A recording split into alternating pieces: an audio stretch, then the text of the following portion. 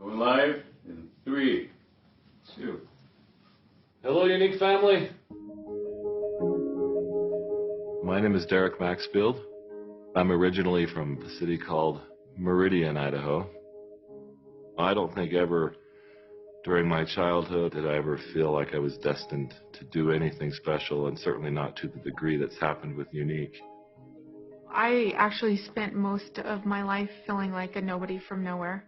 Because I came from a small community, I had to take a really good look at my life and do a lot of soul searching to figure out what I can offer and what I do have to contribute. I met Shalane at church, of all places. She really allowed me to spread my wings and didn't hold me back. And I fell in love with her, and with that, 3 months later we were engaged. We went to stay with my parents for the summer. And that's when all of my health challenges started, and I found out that I had leukemia. It was just 5.5 months after we got married. It kind of gives you a perspective of how fragile life really is and how instantly it can be changed. After only my first round of chemotherapy, there came a patient onto the floor, and I stopped by and I met Greg Johnston. He was a cowboy from Vernal, Utah. We formed a bond really quickly because I was his source of knowledge to know what he was about to go through. We both like citrus also, so. And Mentos. But he reacted to the treatments in a completely different way than I did. I started to accept that he wasn't going to make it. He would ask about my faith and what I wanted to do with my life after I was out of the hospital. The last time that I ever saw him, he came back to the hospital for my first checkup.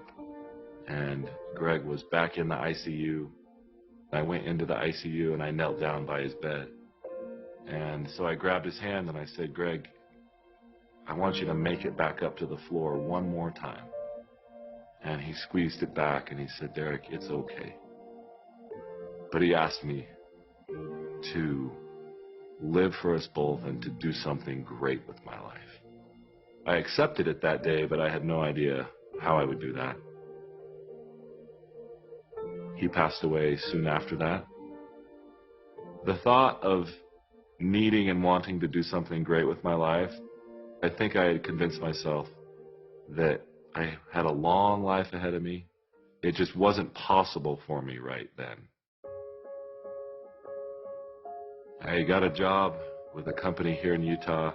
They had a little basketball team, and we would go play every day for our lunch break.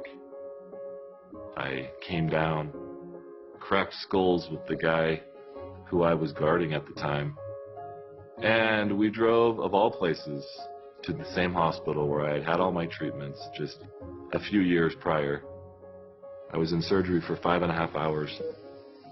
For the reasons that are only known to God, they put me in room 522, which was Greg's room.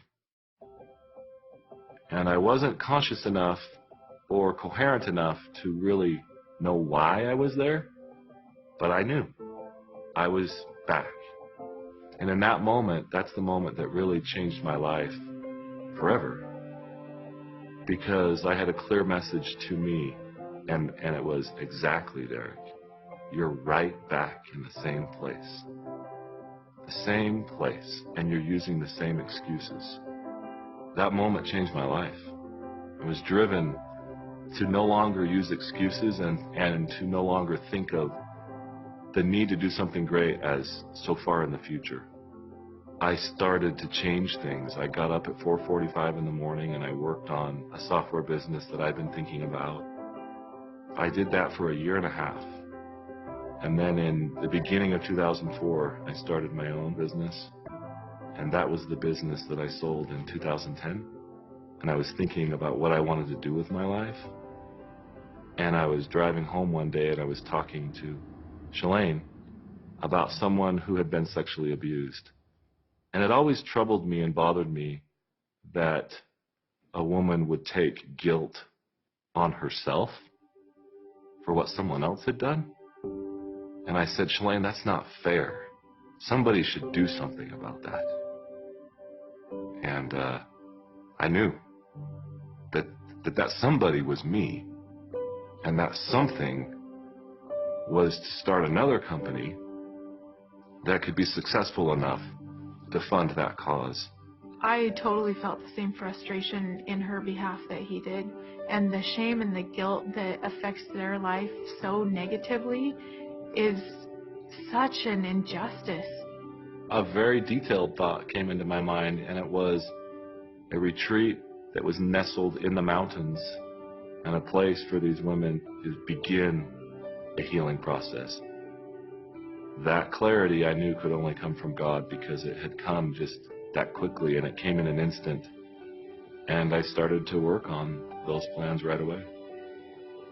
I don't think that we could have even imagined what needed to be done. We were just focused on what we could do, and it has become more than we ever imagined it could be. We're trying to reach all of them through a message of hope and a message that this is not your fault, and to have a chance for them to reclaim the hope that was lost and perhaps taken from them. We've had approximately 1,800 women come through the retreat. I see faces every time I hear the number. It's Sarah, and it's Heather, and it's Heidi, and it's Amanda. It's not just numbers for me, it's people. I think when you give someone hope, they can then become the steward of their own healing. But that's the point, is that we simply open the door, help them feel that there is hope. And that's the goal of the retreat, and I think that we are accomplishing that. I'm grateful for all the people that drive Younique and all the presenters out there, because it is through them that we really accomplish the means by which we can support this cause. I think we're getting there, and I think that the army that we do have now is such a tremendous base. They are such a force for good. I absolutely feel like the things that have happened over the past few years with the Younique Foundation have been the fulfillment of my promise to Greg. I could die now and see him and feel like I kept that promise.